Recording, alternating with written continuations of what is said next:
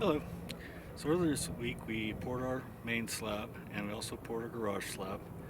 My guys came back, they took care of the saw cuts. I don't have any video of that, but basically just chalk line it out and use a walk behind saw to cut about 3/4 of an inch to an inch deep, and that releases some stress on the slab, and when it does crack, it'll crack on those joints instead of cracking somewhere else. One thing about concrete is it will always crack, so you can kind of see some of the areas a little bit lighter than the saw cuts were. And the guys decided to do like a nice little detail and design when they came to the angled pieces of the slab, so it turned out real nice. Also cut the garage, which is good. But yesterday, or maybe it's 2 days ago now, when we did the actual garage slab, we got kind of ahead of ourselves, and you can see the honeycomb on top of our stem wall here.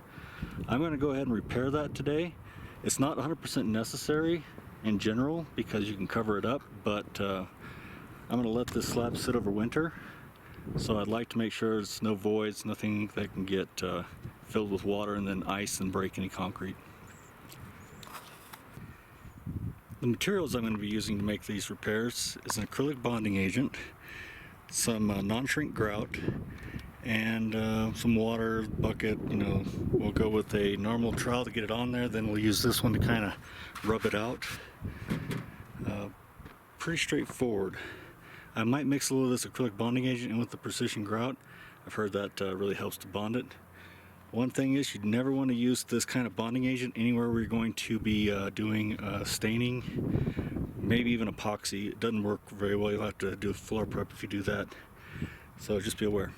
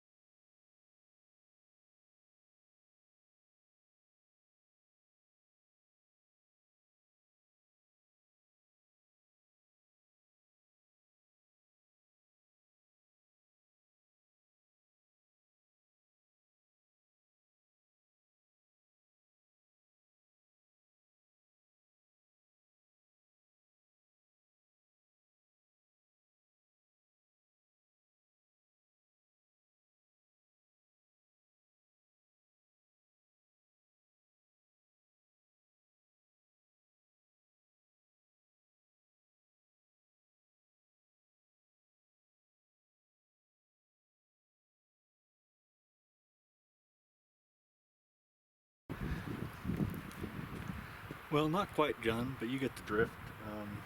Let's take a look at what it looks like.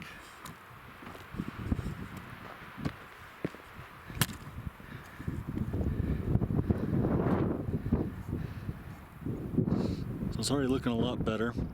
I'll probably come over it one more time with a little bit of a light rub on it. But you can see we're fixing all that honeycomb, making it look real nice.